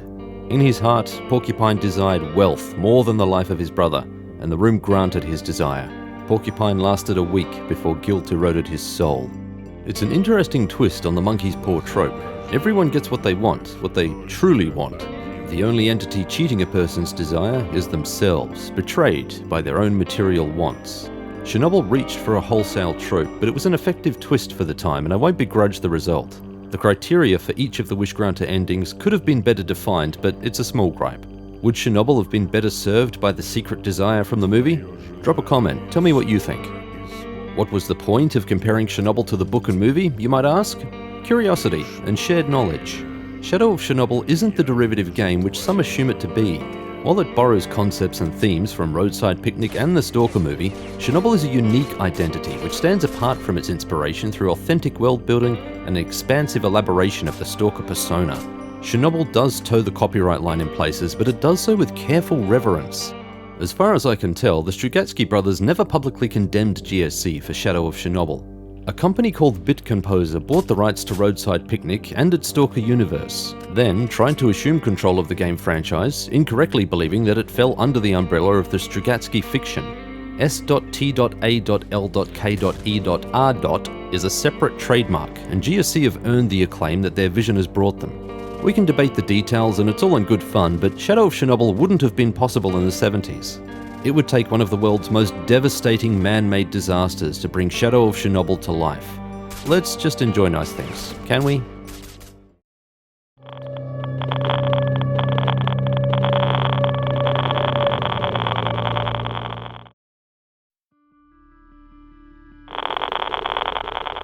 So we reach the fallout of Shadow of Chernobyl's legacy. Some may believe that Chernobyl is little more than an average game with interesting ideas and patchy execution. Some may enjoy the quirky somber setting, the historical undertones, and the punishing gunplay. What everyone, doesn't appreciate is the legacy which Stalker, Shadow of Chernobyl graced upon not only gaming but geopolitical culture. I knew of the 1986 Chernobyl explosion years before the game's release, but Stalker inspired a renewed fascination. Words like exclusion zone, Pripyat, and Chernobyl fell into my search bar with such frequency that I probably made the watch list of stalkers trying to reach their mecca. Pictures of the exclusion zone weren't common at the time, and the zone's isolation was kept in check by the military and decades of fear.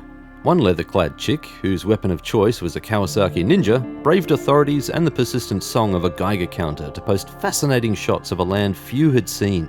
Cracked roads choked with grass, the red dead forest, which wasn't so red or dead anymore, decaying farmsteads inherited by wildlife and the seedlings which took root, and the silent empty city of Pripyat, as haunting a reminder as any of our relative insignificance. This bold road warrior was named Elena Filatova, and her alluring pictures were split into two series, Ghost Town and Land of Wolves. Her journey captured scenes of thriving wildlife in what I had always assumed was an area too contaminated to support life. I was so taken by these images that I printed her blog and read it front to back many times. The site is still up and worth reading if you're into this stuff. Elena's acerbic wit is a delightful accompaniment to the pictures, and her observations are still salient. My fascination with the area naturally turned to the famous power plant itself. People take for granted how much information is now available about the Chernobyl disaster. Shows, books, interviews, eyewitness accounts, the details are clearer today. In 2007, information about the incident was still a guarded secret, and all we had to go on was speculation and hearsay. This was fertile ground for the imagination, and it wasn't beyond the realm of possibility to envision a deep state think tank, growing brains in jars and tapping into a bioinformation superhighway. I also became familiar with radiation and its effects. Funny how learning that high doses of radiation kill white blood cells is more clinically palatable than learning that radiation makes your skin fall off. This knowledge lent a more empathetic realization to what those who suffered high doses from the incident must have endured. If you've watched the Chernobyl miniseries, then you know it isn't pretty. You might be wondering what personal experience has to do with Shadow of Chernobyl's legacy. If you think I was the only person moved by Chernobyl's setting, you're dreaming. Let's hear a response from Anton Bolshakov in an interview with Rock Paper Shotgun. Quote, "The accident in Chernobyl of 1986 is one of the black pages in the history of Ukraine. When it happened, the entire world was alarmed by the radioactive contamination danger. Unfortunately, many facts about the accident and its consequences were concealed by the USSR government. As time passes, people start forgetting about the accident and the related problems which Ukraine has to cope with, now virtually independently. So, for several reasons, Chernobyl has been a very unique and an amazing game concept. Global public awareness of the setting, mysteriousness of the place, radioactivity dangers, talks about mutations, all combines into a solid concept of a horror-filled atmospheric shooter. The motif behind Stalker was to create a game which would remind people of the Chernobyl accident, and at the same time warn mankind against any possible fatal mistakes in the future." End quote. Legacy was embedded into Chernobyl's DNA, awaiting the curious to mine its depths. Visits to the exclusion zone increased as locals and foreigners alike, enamored by Shadow of Chernobyl's setting, were drawn to explore its deadly secrets. Tours became popular and official tourism companies sprang up to meet demand, but we aren't only talking about air-conditioned tour buses with gawking hopefuls who want to see what the end of civilization looked like. Does the thought of a hike through the exclusion zone with protective gear, food, water, and medical essentials sound appealing? How about multiple overnight stays inside a luxurious canvas tent in a radiation-ravaged land? This is a real experience, and it's the most accurate Stalker LARP you'll likely ever do. It requires careful planning by the organisers, since crucial drops of food and water are planted in advance. It's like geocaching, or, if you lean into the Stalker roleplay, stash hunting with a party of loner comrades. None of this would exist without Stalker, Shadow of Chernobyl, not to this extent.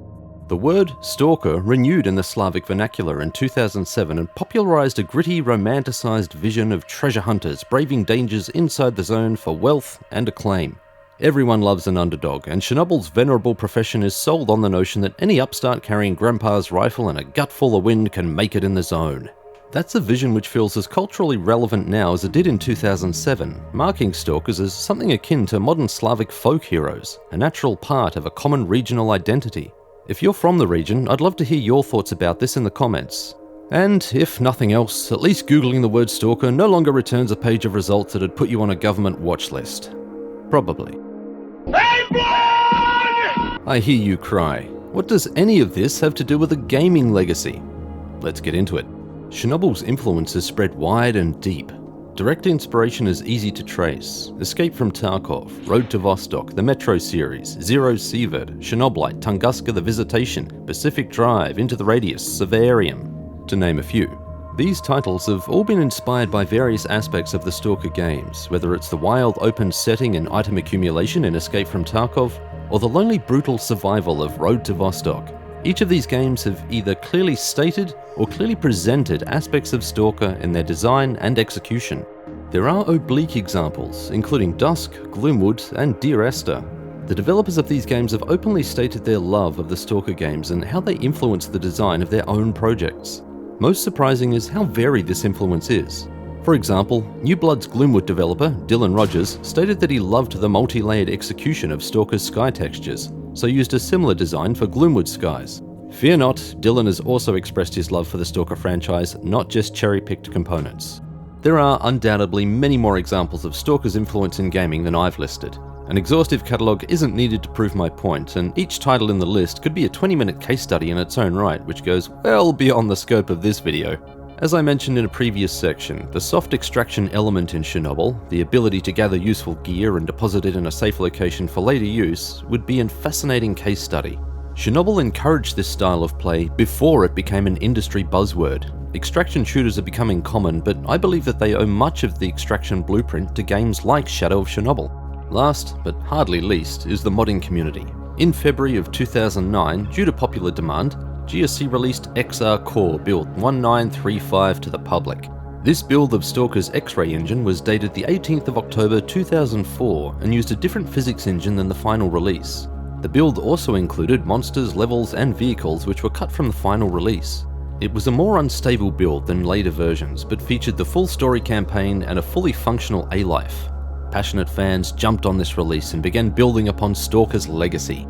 Stalker modders are among the hardest working modders in the free market, now producing Stalker mod packs with features, settings, and fidelity which rival modern games.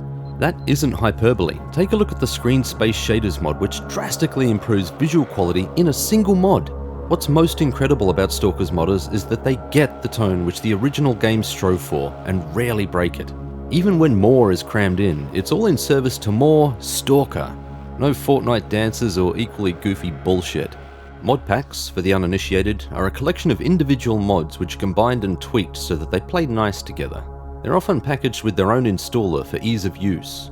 Stalker has many standalone mod packs: Misery, Dead Air, Lost Alpha, Call of Chernobyl, Anomaly, Gamma, Escape from Pripyat, and Dark Signal, to name a handful. I've only tried a fraction of them, but Stalker Anomaly, a mod pack consisting of hundreds of individual mods, captivated me a few years ago. Anomaly was at once familiar yet dense with more features than I was prepared for. I found Anomaly daunting at first, even as a long-time Stalker fan. Once I became familiar with the new systems though, they felt as if they always belonged. Stalker modding has picked up in the last few years, and while news of Stalker 2 has reinvigorated interest in the Stalker games, it's the modding community which has retained Stalker's legacy and kept it relevant. Much like the passionate Thief and Doom community, it's the hard work of fans which draw new generations of players to the franchise by injecting fresh life into the game using modern special effects, improved textures and models, and by squashing bugs. Chernobyl's legacy isn't a product though, it's a social bond, a shared love of the mysterious, a folktale to be passed through generations. It doesn't suffer the same fate as other forgettable games because it doesn't live on the screen. It's a saga which plays in the heart. One adventure may end, but stalkers never truly leave the zone. Once the zone captures them, they are forever ensnared, living within the shadow of Chernobyl. Was that too corny? Nah, leave it in the final edit.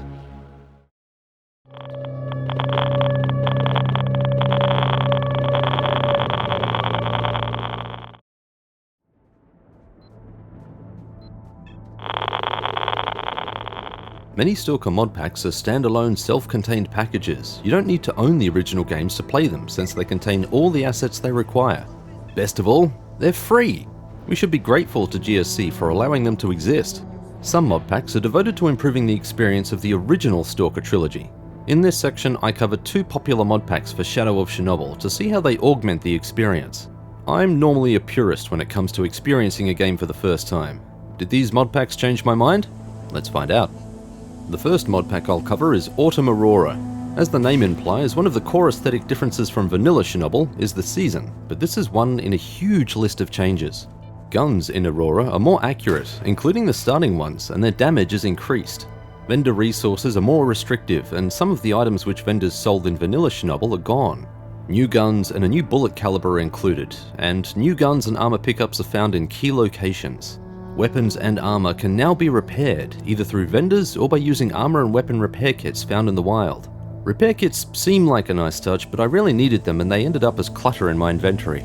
Players could stockpile food in vanilla Chernobyl and use it to heal, which felt incredibly gamey. Food in Aurora only removes hunger. Healing must be done with medkits, and there's a lengthy downtime when medkits are used. Furthermore, health doesn't immediately restore, it ticks up slowly over time. Bandages also temporarily disarm players when they're used. These seemingly minor changes give moment-to-moment decision-making more heft, and they're great additions. Players can sleep in beds throughout the zone to advance time. Like later iterations of this system, hunger accumulates during sleep, so sleeping in short blocks of 4 hours is a good idea to avoid sleeping yourself to death. Aurora's wilderness is also, well, more wild. More tree props make forested areas feel more forested while providing more cover during fights. The autumn yellow grass is everywhere now and high enough that low-profile creatures like dogs and snorks can sneak up on players for a nasty ambush. There are other minor changes which enhance immersion, expand player options, and emphasize greater self-reliance. There's a list of features on the Autumn Aurora ModDB page. Autumn Aurora removes much of the annoyance from Chernobyl's early game and puts the onus on player skill. Playing Aurora requires a change in tactics which may catch veteran players off guard. NPCs throw grenades liberally, something which happens much less frequently in vanilla, and headshots from many weapons are a guaranteed kill on poorly armored opponents. Players are equally squishy, so cunning is required when approaching enemies. When coupled with long heal times, Aurora has a keener tactical edge which rejects the arcade shooter aspects of vanilla and embraces a deeper combat simulation. Actions should be considered in advance, as carelessness and miscalculation often lead to a violent death and an embarrassingly quick reload. Aurora's combat is more visceral and heightens the moment-to-moment play with brutal punctuation. The updated damage model causes occasional issues for NPCs during scripted encounters, with the bandit checkpoint in Garbage being a perfect example. In vanilla Chernobyl, it isn't hard to save the loner, but Aurora's damage model is so effective that no matter how many times I tried, the poor guy never stood a chance. The issue repeats on other occasions and makes saving NPCs from some situations virtually impossible. Some may reason that darker outcomes fit the tone and setting, and I don't disagree, but I feel that some NPCs, particularly ones in scripted events, should have a health boost to give players a passing chance at a rescue. Another addition is a desaturation filter. This is in keeping with the autumn theme, lending a washed out, worn feel to the zone. The filter took some getting used to. Chernobyl is a surprisingly vibrant game, but I warmed to it over the course of the playthrough. While the filter itself is fine, the new character models are hard to spot against the environment because of it. I died numerous times to enemies I had no chance of spotting thanks to the tone-perfect camouflage of their armor. Stalker's AI has a spotty reputation. Sometimes you're able to walk up to enemies before they notice you. Other times they unerringly nail you through cover or spot a pixel of you through dense foliage at 200 meters. The latter moments feel cheap, and Aurora has more of them than Chernobyl. While not overly pervasive, it became an annoyance in sections and required some trial and error to push through. Artifact hunting in Aurora is orders of magnitude better than vanilla. Artifacts spawn into the world as normal, but now require that players equip an artifact detector to make them appear. Furthermore, players need better quality artifact detectors to find higher tier artifacts. There's now a genuine reason to return to previously visited areas to track down more powerful artifacts. This opens the world in a more meaningful way, deepening the roleplay of a treasure hunter. A new travel route between Agripum and Yantar makes selling artifacts much easier and viable from the early game, a small but significant and very welcome change. Upgrading to new weapons is no longer a linear path. It's now perfectly viable to use what would have been low-tier weapons in vanilla. The 5.56 NATO weapons have been almost completely stripped out in favor of Soviet guns. You can find NATO weapons, but they're rare, and ammo for them is so limited that I question why they're here at all. Powerful weapons like sniper rifles have been rebalanced. They're as powerful as ever, but ammo for them is scarce and expensive, relegating them to a more situational and opportunistic role. Inventory space is as limited as vanilla, which means that players must make hard choices about what they carry. More so, since food no longer heals and repair kits are a good idea for long trips. Nowhere is the increased need for preparation more apparent than the final push to the power plant. Aurora shatters expectations when compared with vanilla Chernobyl. I expected to find NATO weapons and bullets in abundance, as is the case with vanilla. I also expected copious refills for my Vintar sniper rifle. This wasn't the case, and even though I had collected a lot of ammo, the regular bullets dwindled, and I began to question whether even my compulsive hoarding was enough. I was critical on the lack of gameplay tension in Chernobyl's dash to the power plant, and it seems that the modders agree. While medkits and repair kits are replenishable in the late game, ammo is more discerning, which leads to that delicious creeping tension with every missed shot and spray of bullets. Shot economy doesn't rule all, but it is important in Aurora, and trigger-happy players will likely run dry quicker than free beer at an Aussie pub. The bastard shakes during the portal-hopping fight are gone, thank the builder, but this final stretch is more punishing thanks to the drastically decreased time to kill. A single misstep on Master difficulty will invoke the game over screen with infuriating frequency, and the omniscient bullshit required to take out snipers is no less annoying. Perhaps it was poor timing, but this task was made harder during my playthrough thanks to the nighttime setting. This section plays like Sniper Alley from the old Medal of Honor Allied Assault game, where with each step you are handed your arsehole and expected to memorize where the shot came from. Not my favourite gunplay, yet it's faithfully retained, for better or worse. There's also a nice nod at the beginning of the game to Marked One's recovery from the death truck. The loners in Rookie Village are aware of the death truck phenomena, and none of them trust Marked One. This is a nice detail which is never expanded to encompass other strange plot points in the vanilla story. I suppose this was the change they felt safest making while trying to retain the original flavour. Autumn Aurora is a great mod pack, which runs a file across many of Chernobyl's jagged edges. It expands on gameplay in a meaningful way, without much bloat. The greater emphasis on exploration and discovery make the zone a delight to revisit, and gameplay feels more rewarding for it. So, the burning question: should you play this mod pack as a rookie stalker? Before I answer that, there's one more mod pack to discuss. The Radiophobia 3 mod pack. Ooh boy! If Autumn Aurora feathers the brakes, Radiophobia stomps them with a lead boot. It's also a glorious indulgence of excess. I'll say up front that I really like this mod pack. I'll refer to it as R3 because repeating that mouthful of marbles every couple of sentences will give me a brain aneurysm. R3 doesn't streamline the Chernobyl formula so much as redesign it, saddling the horse with so much gear you expect its back to snap. The first thing I noticed is how gorgeous everything looked. A few mods do the heavy lifting to make R3 look like a modern release. Some effects are breathtaking and present wallpaper-worthy scenes I stop to admire. Effects like fog and the orange afternoon light splashing across the landscape drew me into moments of quiet contemplation. This is the evocative imagery which Stalker games are known for. I noted some significant early differences. The first is that Rookie Village is initially hostile to Marked One, and its inhabitants will gun him down if he tries to enter before proving himself. This entire sequence is meant to be a soft tutorial, never throwing danger at players unless they range too far, but it feels contrived. I was happy with Aurora's approach, where loners were only reluctant to speak with Marked One. The second major change is the in-game economy. Stuff is more expensive, which loads greater emphasis on completing side tasks for cash and resources. Trying to scrape a living from loot alone is like trying to ice skate uphill. R3 has two difficulty settings, one for combat and another for progression. I think progression dictates vendor prices and the quantity of items in stashes. At least that's how progression difficulty worked in the Anomaly mod pack. I used the default difficulty for combat and progression and can imagine how tight the early game would be under a harder progression. Gunplay is on par with Aurora, equally brutal and may even surpass its time to kill a smidge. Enemies and players drop fast, giving fights the hard edge of a combat sim without the additional baggage which usually comes with the genre. R3 completely overhauls the weapon roster and floods the market with tons of weapon variants, new weapons, and a truckload of attachment options. This isn't my cup of tea, but I appreciate how it greatly expands potential weapon loadouts. There are far more options, and loadouts are less about which gun does the most damage, like vanilla Chernobyl, and more about attachment options, versatility versus specialization, and ammo availability. Want to be a sniper with a high-powered rifle? No worries, but it'll cost you. Task givers now offer an additional rotation of tasks, which are downright essential to survive the opening hours. Tasks replenish, meaning there's always work to do, and the cash is welcome. These tasks deepen roleplay and encourage players to stick around areas longer than they normally might. I enjoyed the cycle of completing tasks, restocking, and eyeballing the next piece of gear I wanted. Progression is slower, much slower than Aurora and Vanilla, but it's worth it because it's earned and there's never a boring moment. New characters and tasks pop up frequently, and the zone feels busier in R3. Faction and mutant respawns are frequent, ensuring that journeys through familiar territory still require caution. They also present an endless opportunity to farm loot and mutant parts, something which isn't feasible in Chernobyl.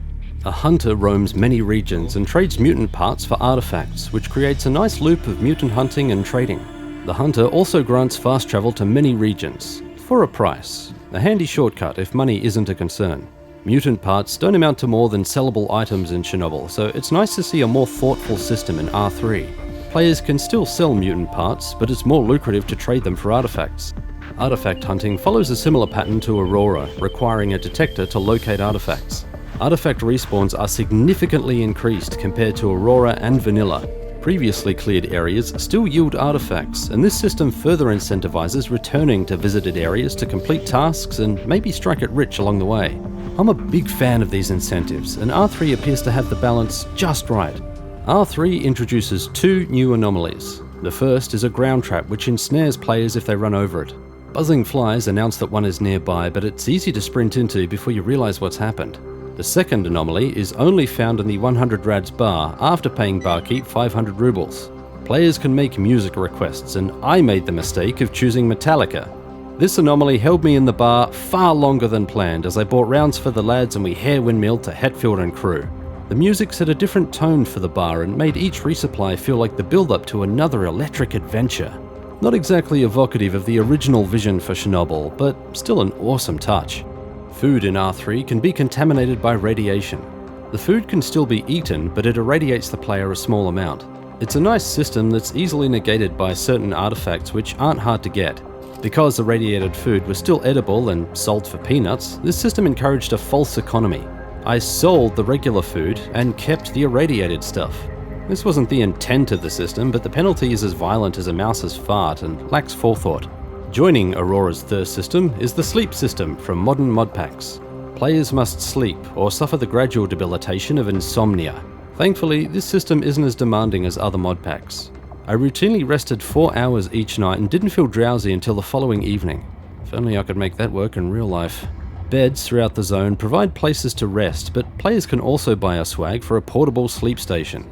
We're only missing a Billy Cannon and a Kubra for a true blue Aussie camping adventure.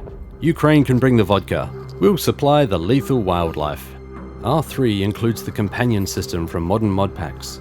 Companions have always been a mixed bag and usually come with a raft of issues. Their combat effectiveness is surprisingly good, able to tackle mutants and armed stalkers with competence, unlike Anomaly's companions who leap into every fight cock first.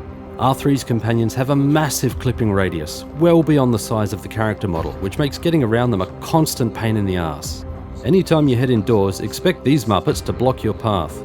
This was an ongoing frustration in my playthrough, and I was on the brink of force-feeding them buckshot countless times.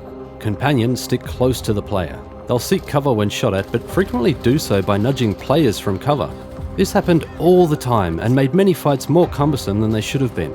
It made avoiding grenades, sniping, and repositioning a chore as they either jostled me or blocked a quick retreat. They were also trigger happy, not caring if I was between them and a target, which led to more friendly fire incidents than a heated Twitter debate. I inevitably accepted that I would get shot and tried to find better positions, which often let enemies land their own cheap shot. Companions do make combat easier though, and I was curious to see how far they could go, so I endured this pain longer than the average player might. For your curiosity, my companions were with me every step of the way, through the power plant interior and even came portal hopping. Companions accept commands, one of which is to wait where they're standing. I use this command liberally before going indoors. Don't forget to tell them to follow again or they'll stay in that spot, even if you travel to a different region. I made that mistake a few times. Slight changes in mission structure and mutant spawns alter how parts of the main quest play out. For example, Lab X18 now has multiple documents to recover, not the one from the vanilla story. I mention this because it took me ages to find one of those documents, and I didn't realize it was in an area I hadn't thoroughly explored, an area which has no relevance in the original story. I initially thought the mission was bugged and had to watch a walkthrough for the answer. They could have left these missions untouched, they were fine as they were. In another incident, a group of snorks assaulted my crew as we advanced on the Brainscorcher compound, an event as surprising as it was unwelcome. Monolith ignored this threat, of course, and the snorks returned the favour despite being closer to each other than they were to me. This left me and my crew between a phallus and a colon. I don't mind a challenge, but mutants ignoring humans is nonsensical, and having to deal with them while under fire from 2 directions and being showered with grenades wasn't a fun time. Then there's the power plant approach. Bugger me sideways with a star picket. What happened, team? Did someone forget to order the donut with sprinkles that morning? The moment I spawned into the power plant approach, 2 Buras and a pseudo-giant waddled across the bridge toward me. No problem. Bam! Dead. Reload, and I look south, something you never do in vanilla Chernobyl because there's nothing there. 3 chimeras are barreling toward me. 3 fucking chimeras. I've just spawned in. Chimeras kill with a single pounce, by the way. The pain of save scumming through this encounter can only be appreciated by shoving splinters up your pee hole. Were these spawns deliberate? I hope not, because it was cheap and dirty and not fun. I was intrigued to learn that R3 had shelved the Chernobyl portals in favour of natural traversal. It wasn't until I hit invisible boundaries that I realized the awful truth. The portals were still there, but they weren't colored blue like vanilla Chernobyl and were impossible to distinguish from the side distortions.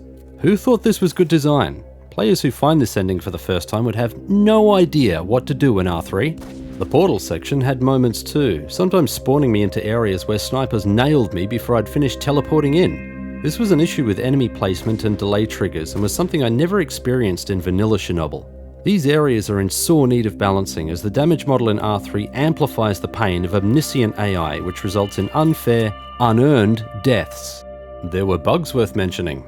The game hard crashed multiple times, and there was a persistent issue moving pieces of busted crate, where a piece would despawn while in my hands, which locked the character into an encumbered animation. I couldn't run or jump and had to reload the game to fix it. The fast travel option from Rostock to Agriprom Crossroads took me to Cordon instead. That was a reload and 20 minutes lost. I couldn't trigger the grenade launcher task with Chef, so that task remained uncompleted. And, in the same region, I couldn't complete the Bloodsucker Village task, despite wiping out all the Bloodsuckers. There were also rude hard crashes when I tried to drop some items from the inventory. There were other minor issues like artifacts spawning under the ground, but you get the point. Bugs weren't common, but they were frequent enough to encourage constant saves, just in case. R3 isn't optimized, not yet, and your tolerance for this stuff will vary. R3's changes are too numerous to mention without a dedicated video. There's so much to see and do, even for Chernobyl veterans. That said, the slower pace and shower of new content comes at the cost of a streamlined, focused experience. R3 is Stalker to excess, diluting the journey with so much sandbox roleplay that focus shifts from the main story to the endless list of side activities and the alluring progression. I'm conflicted. On one hand, I can't help but feel that this attention to minute detail is better served in one of the many all-encompassing mod packs, which open all areas of the zone and are designed explicitly for sandbox roleplay. On the other though, this is what I've always romanticized Shadow of Chernobyl to be, and if I'm being fair to R3, it made me eschew the main task in favor of prodding at the cool new details. R3 is an easy recommend, but players should know that it comes at the expense of story pacing. So, where do both mod packs sit in the grand scheme of Shadow of Chernobyl? As always, I recommend the base experience before trying mods.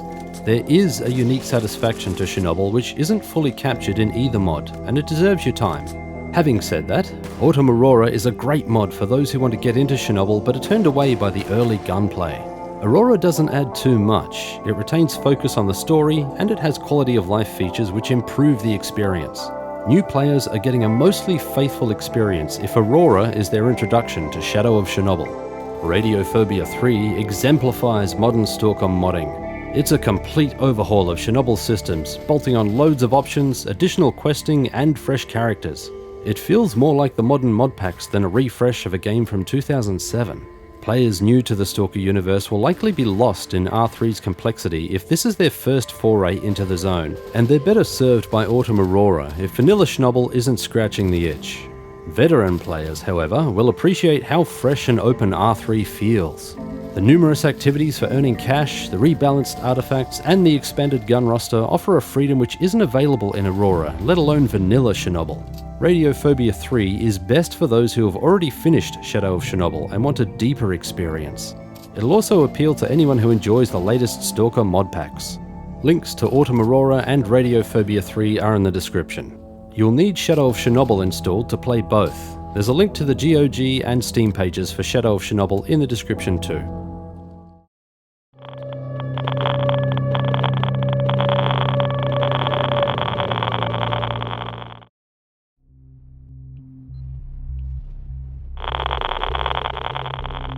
Stalker, Shadow of Chernobyl is an eclectic game, which comes from a time when the industry was willing to experiment with genre mashups in pursuit of a vision. While many have moved on from Stalker, some remain and continue to be intrigued by this enigmatic franchise. It holds a certain whimsy about its disparate elements, which are still magnetic over 15 years later. And really, isn't that missing from modern gaming? A little whimsy, a liberal sprinkle of mystery? I get why developers rocket constant updates into the social sphere with a frequency of toilet visits at a retirement home, but I miss the time when the only updates came from news articles and screenshots, and I was held in rapt anticipation up until launch. We can never go back though. Not when trust in games journalism has been so thoroughly eroded and the gaming industry has been taken hostage by social sycophancy and billion-dollar interests. We didn't know how good we had it.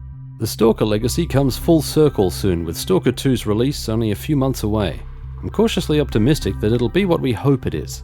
I haven't seen enough uncurated gameplay to feel confident that it'll be a smash though, and if I'm honest, that's what worries me most. Perhaps GSC are holding their cards close to the chest for a big reveal and my fears are unfounded. Time will tell.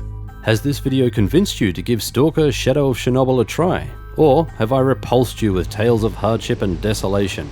Or are you a long-time fan with countless stories to tell? Drop into the comments and let me know. This has been a long project. The long ones burn me out, and there are a couple of points I realized while making this video. First, if I cover mods in future, they'll have their own video, even if it's short. And second, multi-month projects, as in 2 months and longer, are something I'd like to limit in future. If YouTube were a full-time job, then I could cut production time significantly, but that's a long way off. I want more videos out each year, and that means something's got to give. I want videos back in the 45 to 60 minute length without sacrificing commentary. This means tighter writing and considered subjects. If a game has lots to talk about, I'll consider splitting them into separate videos, similar to this series but as standalone topics. Thanks for watching all the way to the end, and thanks for your support. It means the world to me knowing that people look forward to these videos, and it makes the long nights worth it. A fistful of thank yous to my patrons who brought you this video. Patron support keeps the whiskey flowing during the late night edits. Patrons also get exclusive perks like their name in the credits as a way of saying, thanks. You guys are S-tier, I can't thank you enough. If you'd like to see your name here or want to support the work I do, there's a link to my Patreon and locals in the description. A link to my long play channel Blondfire is also in the description, if you like that sort of thing. Lots of people love having it on in the background while they play or chill or even go to sleep. Hey, whatever floats your boat. And if you enjoyed this video, then knife the like button and subscribe to the channel. And, if you'd be so kind, plug into the newsphere and flood the online expanse with a sudden urge to head over to Hey Blondie and watch some videos. Remember the cant. Sharing is caring. Now, get out of here, Stalker.